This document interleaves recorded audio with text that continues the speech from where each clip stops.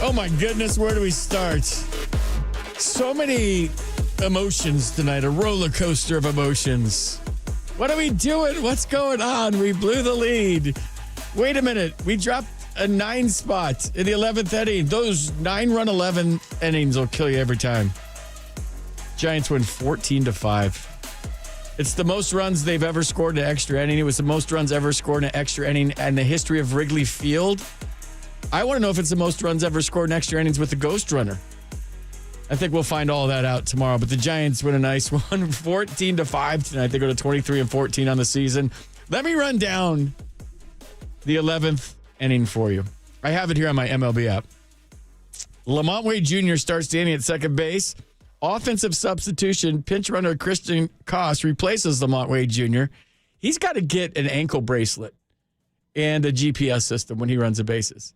Can we reel that kid in a little bit?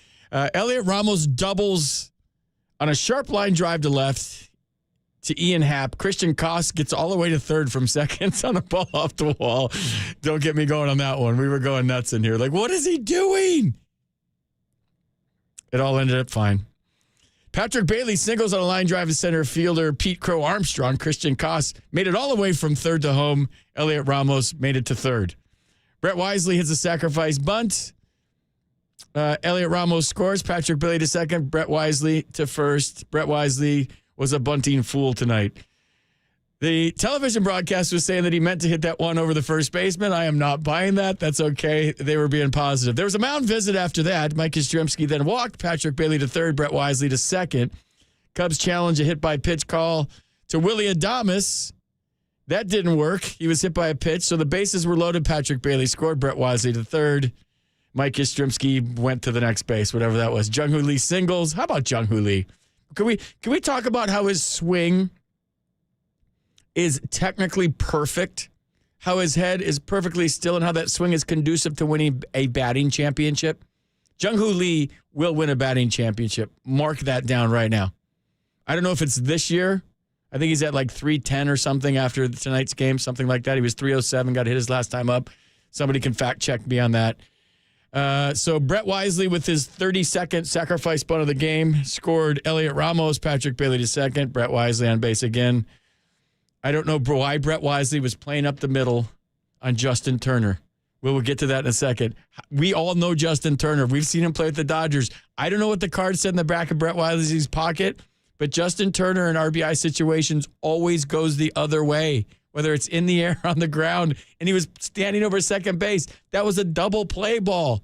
That's why Ryan Walker was so frustrated. Anyways, Matt Chapman singles, Wilmer Flores singles, mound visit, Habislaw mound visit, another Habislaw mound visit. They were everywhere tonight. Habislaw is just making money off of these mound visits. New pitcher replaces Presley. I can't say his name because I wasn't paying attention. Christian Koss slowed down, strikes out. Elliot Ramos doubles on a short line drive to left. Elliot Ramos was the player of the game tonight, and Jung Hoo Lee, and Eric Miller. Eric Miller came into just a cluster F and figured it out. My only beef about tonight's game, and I was going nuts in here, and I have to share it with you guys because it'll make me feel better, is that when you bring a lefty in to face a lefty, the reason you bring said lefty in to face a lefty is to use your slider because it's going to buckle him. A fastball is a fastball is a fastball. If you want to throw a fastball, was that to Turner? I'm trying to think of who that was. No, that was Tucker. Sorry. Eric Miller came in and threw a fastball right down the middle. So that was the only part I was frustrated about. And the other thing that kind of stinks is Justin Verlander did not get his first one as a Giant, but he'll get his wins. 808 KNBR. No one's going to call tonight because the Giants won 14-5. When it was 5-3 and they blew the save, I tweeted something about it sucks for JV, Justin Verlander, not to get his first win tonight. And all of you idiots that like to have keyboard courage without your name on your Twitter site, that you use like, I don't know, some stupid alias that you don't have enough balls to put your name on it, came after me on Twitter tonight about like Ryan Walker sucks, this and that. I would love for anybody to come at me on Twitter with their name. Like, put your name on it. Don't have some alias on Twitter and get brave with me. Just come at me with Jacob Violante. 212 wants to just say FP. Shut up. Isn't yours Fighting Hydrants or something? Yeah, but it says FP Santangelo Sr. All right, I go by my name. Okay. But then nobody goes by their name with all this keyboard courage crap. And you're all getting mad. So I do think at 808 KNBR that there is a situation brewing in the ninth inning. I do. And when I say brewing, I don't think you go knee-jerk reaction here if you're the Giants and change closers. Camilo Doval was money tonight. Eric Miller was money tonight. Ryan Walker was shaky. But I think he pitched well enough to get out of that with the Justin Turner ground ball. But that's starting to become a thing. And, hey, look, we're being nitpicky. The Giants just won 14-5. Where's I got to go to my Giants broadcaster chat group here and read these stats to you guys. Matt Chisholm, whose birthday it is today, Giants head of PR, was all over it. And we were texting everybody all night to see if that's the most runs ever scored. The Giants' 9 runs at the top of the 11th are their most in a single extra inning in franchise history. How long have they been here? Is it 1880-something? The 9 runs are also tied for the most combined runs in extra inning in franchise history, last doing so on May 30th, 1940. There was history all over the place tonight. My big takeaways from the game is Matt Chapman is locking in. Willie Adames is locking in. Jung-Hoo Lee is staying locked in. Wilmer Flores is doing his thing. And here comes Elliot Ramos. Here comes Luis Matos. Patrick Bailey had his best game offensively, minus calling a fastball for Eric Miller against Kyle Tucker. That was the only mistake he made all night. But this team is starting to play some really good baseball. And we talk about the things I talk about all spring training. We talk about the intangibles and how these guys generally care about each other. That's on display tonight. The Giants are a tough-ass team. To go through what they went through in the ninth on the road, when you had the Cubs crowd on their feet and the Cubs have the great home record, they're playing so well, that's a tough-ass team.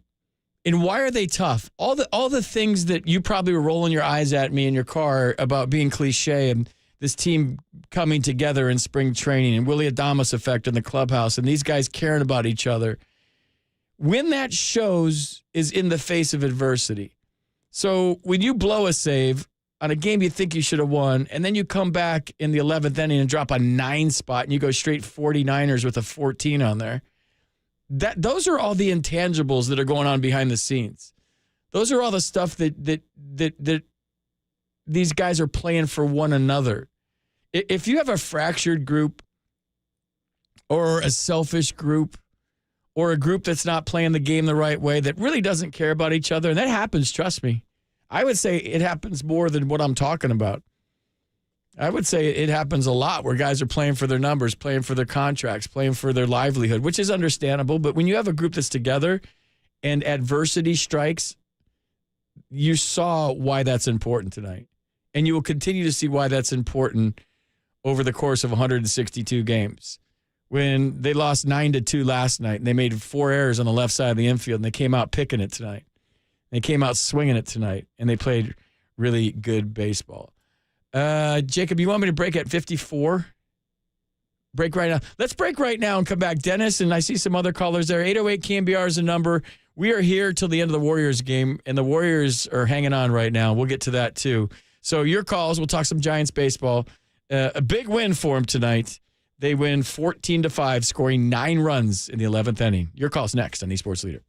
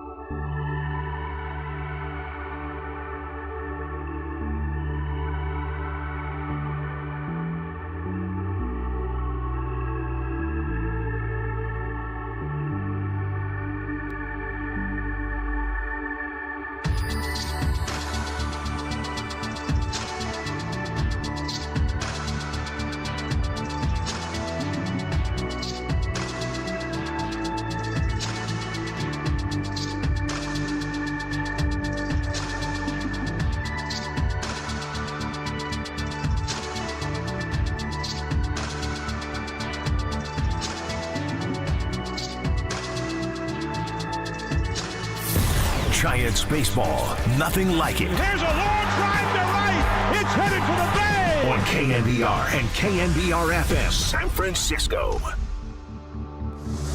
Giants fans, this is your hub to have your voice heard. Sports Phone KNBR. Streaming live on YouTube at KNBR 1045. 2-1 pitch. Swing of the high drive into right field. Way back there, still going. Goodbye! Into the bleachers. A 2-run homer for Jung-Hoo Lee. Makes it 4-0 Giants. In center field, number 51, hitting .312 on the season, Jung-Hoo Lee. Not a PA guy. He's hitting .312. 3 hits tonight, Jung-Hoo Lee.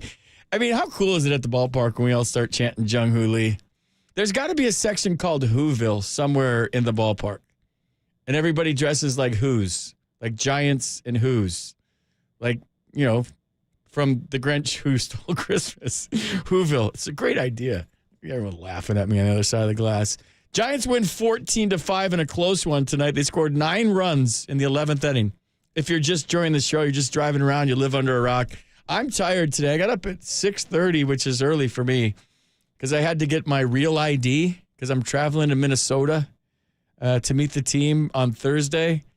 And I guess everyone is trying to get their real ID. But I gotta give props to the Corte Madera DMV and everybody that worked there. It was a S show, and they did a great job. So I wasn't there too long. It's what you would imagine to get your real ID. I don't know why I need a real ID. My other one was real. It's not fake. I'm 58 years old. I don't need a fake ID. I'm not going to bus stop with a fake ID. I'm 58. I'm good. But anyway, so I'm a little bit groggy, a little bit sleepy tonight. I tried to pound some coffee. Last night I was wired out of my head. I shot my... Anyways, let's go to Dennis in San Jose. Dennis, here we go. I got to tell you, I'm happy about the game, but there's one thing that bothers me is that in the whole game, everything was good, but the closer, I think Duvall should be our closer again because he's earned the right to do it because Walker just ain't doing it, man. The last 2-3 games, he hasn't done that at all, man. He hasn't closed the game like he should. And Duvall, he's like nights out right now. He's doing very good. I think he should be our closer again. Dennis, I think you got great points, and I'm kind of with you, but here's the deal. It's kind of like pulling your starting quarterback in football, right? Everybody loves the backup quarterback.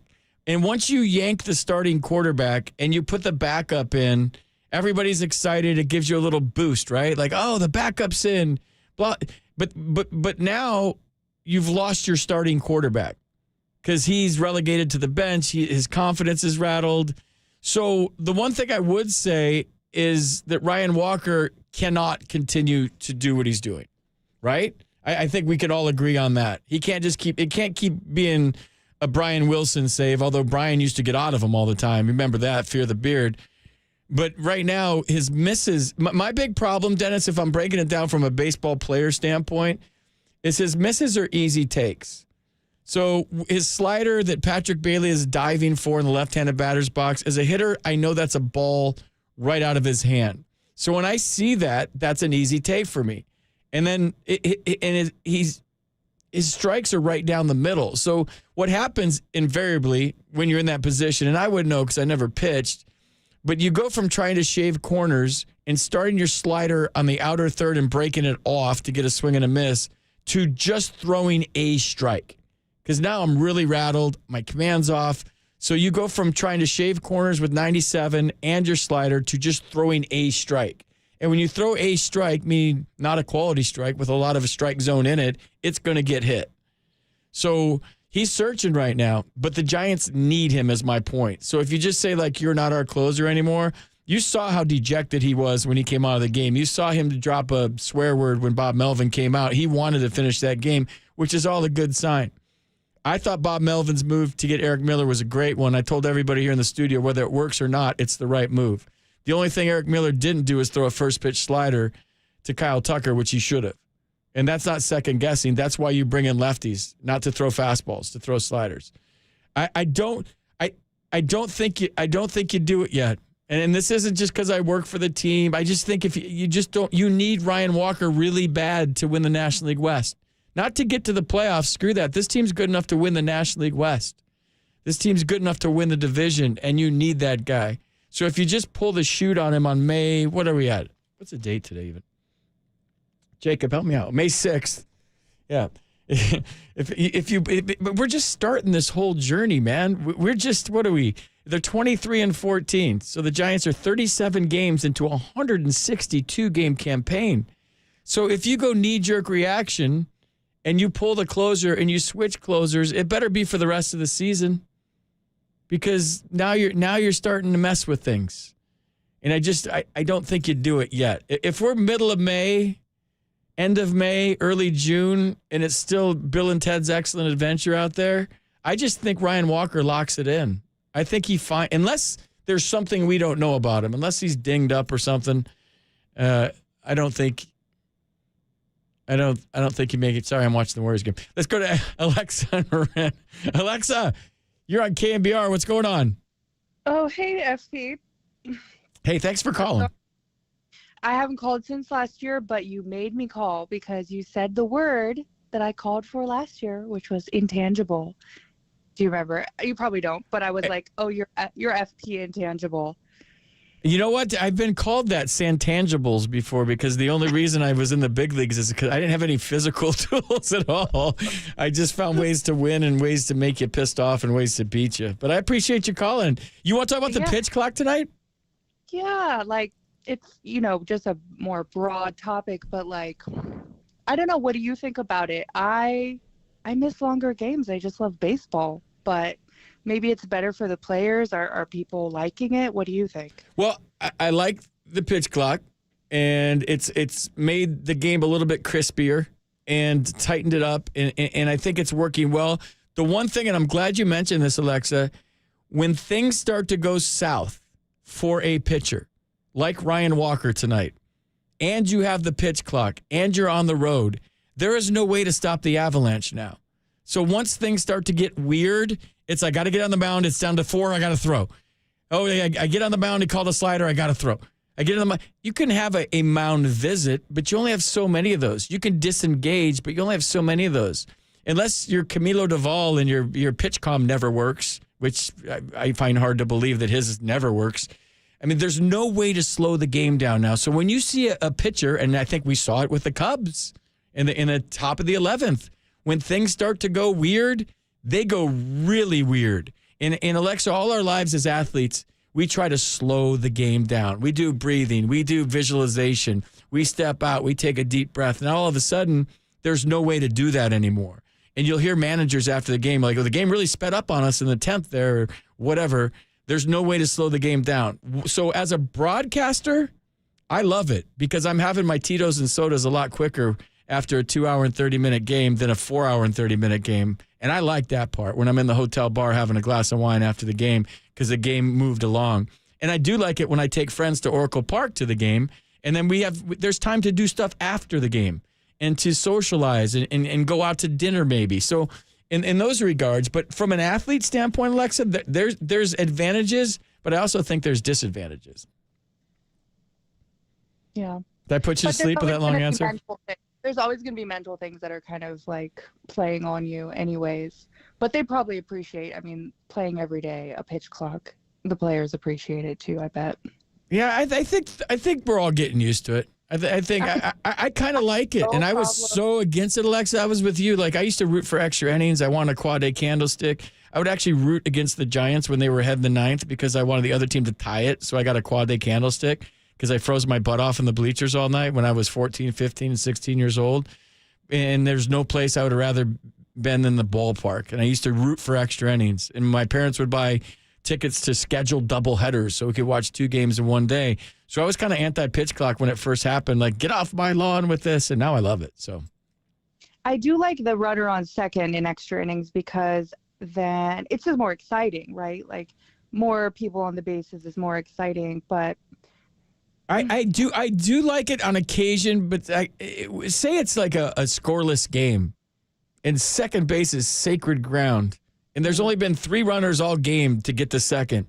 And now you get to the 10th inning, and you're just going to throw somebody with a free 180 feet on second base when that was the hardest place to get all night because it's a 0-0 game. It's a pitcher's duel. It's so that's when I kind of I look at it sideways and say, wait, you guys couldn't get to second all night. Now we're just going to start an inning with the dude there? That's when they both get it. What's So that? it's fair. They both get it, and if it's been that tight of a game, they probably are both going to score. It seems to be the way it goes.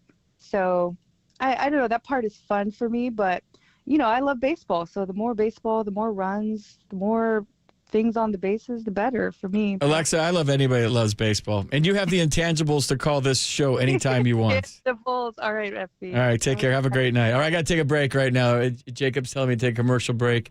Warriors are up by 11 with 1 minute left. And JD will be up after the game to talk some Warriors basketball.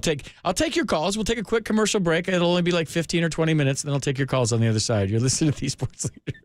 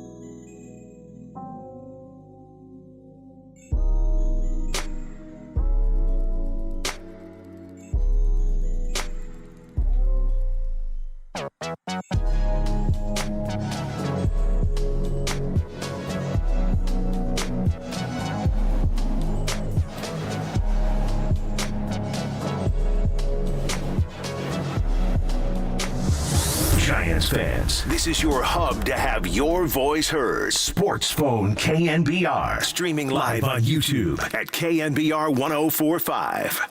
Left-handed hitter. Swings and lines one into center field. Base hit.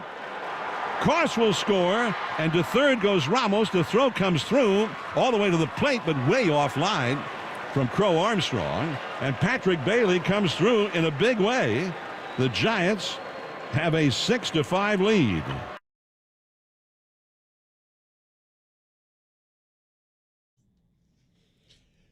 I don't know what's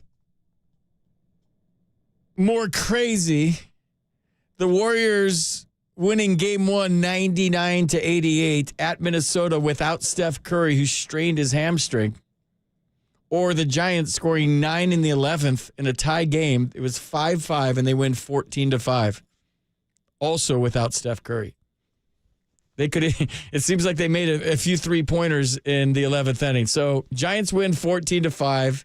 Warriors go up 1-0 against Minnesota. Everybody picked Minnesota. I don't know. There's a lot of jewelry in that locker room. There's a lot of jewelry in that Golden State locker room. Just picking these random up-and-coming teams. There's some pride and some jewelry there. They're not going anywhere. So, yeah, Jimmy Butler had a good game. From what I saw, we were watching both at the same time. So, JD will be on with Warriors OT right after this. He's in Minnesota. I'll be there. I'm trying to score some tickets. Is it bad if I text Raymond Ritter? I can't do that for the playoffs, dude. You miss all the shots you don't take, FP. I swing hard in case you hit it. I'm gonna. You said that earlier. I'm gonna text him tomorrow. I'm gonna text Raymond Ritter, the head of PR for the Warriors. I'm saying this is the worst text message ever. I'm gonna be there on an off day in Minnesota. Can I get like a standing room only ticket? I just want to be in the building. I just want to be in the arena and check it out. Let's go to the phones, and then I got to wrap this thing up because JD's next. Nick in Sacramento, you're on the shortest ever KNBR tonight. What's up, man? How are you? Good. How are you doing? I'm great. Giants won. Anytime they win, I'm good. You know, that's the good thing. And, I'm calling just because, not everybody's going to have a good game. I mean, heck, Chapman, he's not as hot as he usually is. But, what makes a team is not when one person does well all the time. It's when you pick up your teammates, when they go down swinging on ball 4 and they strike out, or when they give up a lead in the bottom of the 9th inning. So, people are hating on Ryan Walker, and sometimes it's Duvall, but, the Giants are good at picking each other up, and you see it most of the time. So we talked about it the other night, picking each other up. And, when there were some errors made yesterday behind Landon Roop, I'm sure he wanted to, but that didn't happen. And tonight there were some errors made on the mound, and those guys picked each other up. They picked Ryan Walker up big times, and that's what good teams do. So I don't think you give up on Ryan Walker just yet. I don't. And I know that's going to be the unpopular take. If you listen to KNBR tomorrow, there's going to be a lot of Warriors talk because they won game 1. But when they do get to the Giants, it's going to be like, we need Camilo Duvall. He's going to be the closer. And the callers are going to come in hot and heavy about Camilo because he was lights out tonight. And I'm hearing that. I'm hearing that. The one thing I will say, Nick, is Major League Baseball is not a try league. It's a do league.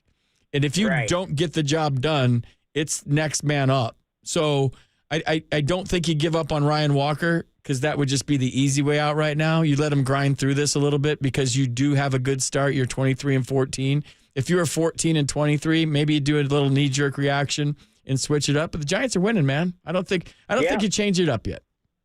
No, and the thing is, people were calling about Duvall, you remember last year, people saying, Duvall needs to go. He just lost it after the All-Star break in 2022, and people were calling for his head and having him go from closer to setup man, and they were ecstatic when Walker was doing good. People just need to take a step back, and as you pointed out, the games are 162 season games, so, Long way to go, Nick. Thanks for the call, man. I got to get to some Warriors talk with JD. He's waiting. Warriors win by 11. They're up 1-0 in the series. Giants win 14-5. It's a good day in the Bay. Yesterday wasn't. Today is. So Giants win. Warriors win. JD waiting for your calls next. I'll be here tomorrow night. I think I got a full show tomorrow night. I'll be here from 7 to 9. So I actually have to plan what I'm going to talk about, which sucks. But I'll be ready to rock and roll for you guys tomorrow. And like I said on the way out, I'll see you tomorrow. Swing hard in case you hit it on the Sports Leader.